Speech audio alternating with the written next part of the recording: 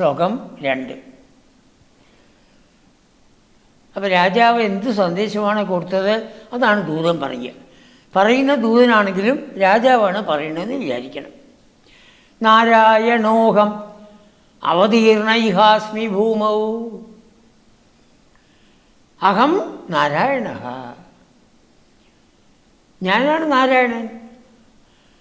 വാസുദേവൻ, വസുദേവൻ്റെ പുത്രനായിട്ട് ഇപ്പോൾ ജനിച്ചു വാസുദേവൻ.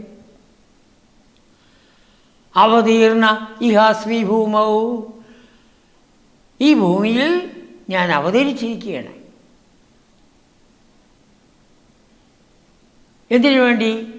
സജ്ജനങ്ങളെ രക്ഷിക്കാൻ, ദുർജനങ്ങളെ നശിപ്പിക്കാൻ. അപ്പം ഞാനിപ്പോൾ കേൾക്കണു എന്ത്?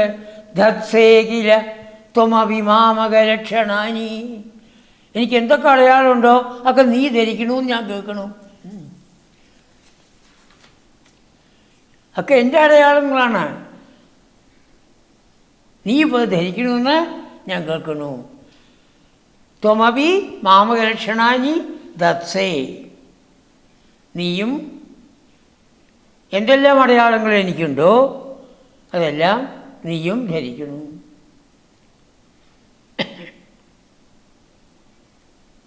ഇത് ഞാൻ സമ്മതിക്കില്ല. നീ എന്തു ചെയ്യണം? ഉത്സർജ്യതാനി, ഒക്കെ വലിച്ചെറിയണം. അതൊന്നും കണ്ടുപോകരുത് നിൻ്റെ ദേഹത്ത്. എന്നിട്ട് എന്ത് വേണം? ശരണം വ്രജമാം, മാം ശരണം വ്രജ, എന്നെ ശരണം പ്രാപിച്ചു. എനിക്ക് തെറ്റുപറ്റി രക്ഷിക്കണമെന്ന് പറഞ്ഞാൽ എൻ്റെ പാദങ്ങളിൽ വന്ന് വീണാൽ ഞാൻ കൊല്ലാതെ വിടും. കൊല്ലാതെ വിടും. അങ്ങനെ ദൂതൻ പൗണ്ഡ്രക വാസുദേവൻ പറഞ്ഞതായ സന്ദേശത്തിന് സഭയിൽ പറയുകയുണ്ടായി. അപ്പോൾ രാജാവ് പറയുന്ന പോലെയാണ് എടുക്കുക. അതാണ് ഇതി ദൂതോ ജഗാത. ഇപ്രകാരം പൗണ്ഡ്രക വാസുദേവൻ്റെ സന്ദേശത്തെ ദൂതൻ സഭയിൽ അറിയിച്ചു. സകലേർ ഹസിതസഭായം, സഭയിലുള്ള എല്ലാവരും ചിരിച്ചു. പരിഹാസ ചിരിയാണെന്നർത്ഥം. പൗണ്ഡ്രക വാസുദേവൻ ഇത്രത്തോളം വിവരമില്ലാത്ത ആളാണോ എന്ന് പറഞ്ഞിട്ടാണ് പറയുന്നത്. ഭഗവാൻ പറഞ്ഞു, ആട്ടെ, ഞാൻ വരുന്നുണ്ട്, എൻ്റെ അടുത്തേക്ക് വരുന്നുണ്ട്. എൻ്റെ അടയാളങ്ങളെല്ലാം ഞാൻ വലിച്ചെറിയാം. പക്ഷെ എന്നെ ശരണം പ്രാപിക്കാനല്ല, എന്നോട് യുദ്ധം ചെയ്യാനായിട്ടാണ് ഞാൻ വരുന്നത്.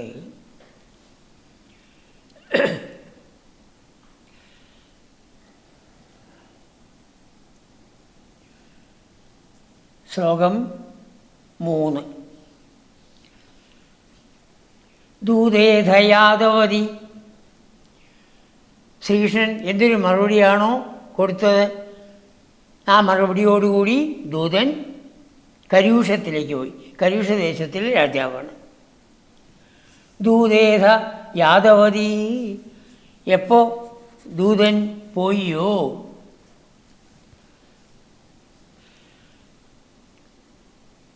ഹേ ഭഗവൻ, യാദവ സൈനികൈസ്ത്വം യാദഹ, അങ്ങ് യാദവന്മാരുടെ സൈന്യത്തോടി 2 അക്ഷോഹിണി പടയോടുകൂടി പോയി എന്നാണ് പറയുന്നത്. യാദവ സൈനികൈസ്ത്വം യാദഹ, അവിടെ പോയി ആ ഗരുഡൻ്റെ മുകളിൽ എല്ലാ ചില്ലങ്ങിനും അണിഞ്ഞങ്ങനെ നിൽക്കുന്നുണ്ട്. ദദർശിത വബുക്കില പൗണ്ഡ്രകീയം, ആ പൗണ്ഡ്രകൻ്റെ ആ ശരീരം നന്നായി കണ്ടു ഭഗവാൻ, നന്നായി കണ്ടു. ഗരുഡൻ്റെ പുറത്ത് ഇരിക്കുന്ന ഭഗവാൻ കിരീട മകുടങ്ങൾ ധരിച്ചിരിക്കുന്നു, മകരമണി കുണ്ടലങ്ങൾ അണിഞ്ഞിരിക്കുന്നു.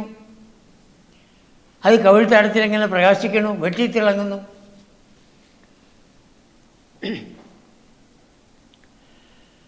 ഹാരങ്ങൾ, വനമാല,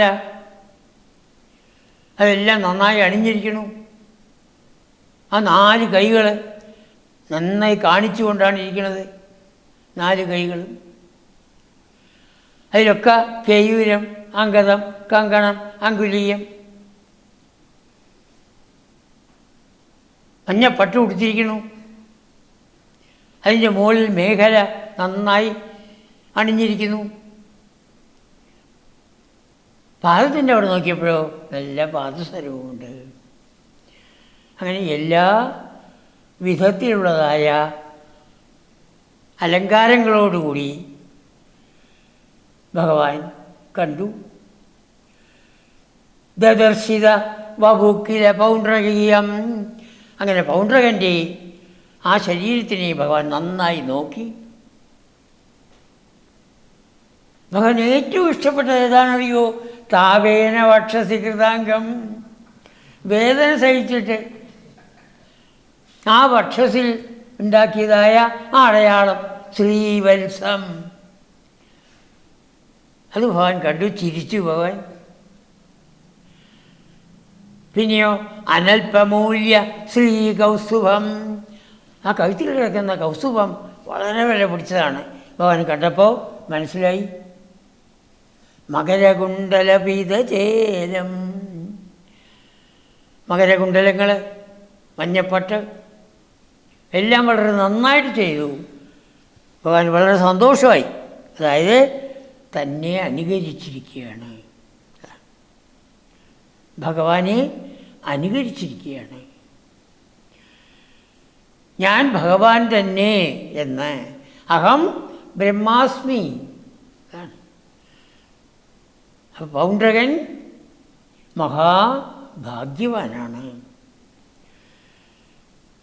വിവരമില്ലാതെയാണ് സേവകന്മാർ പറഞ്ഞിട്ടാണെങ്കിലും ഞാൻ ഭഗവാനാണെന്ന് പറഞ്ഞുവല്ലോ. അതാണ് വാസ്തവം. നമ്മൾ ഓരോരുത്തരും ആ ഭഗവാൻ തന്നെയാണ്. അത് കണ്ട് ഭഗവാന് വളരെ സന്തോഷമുണ്ടായി.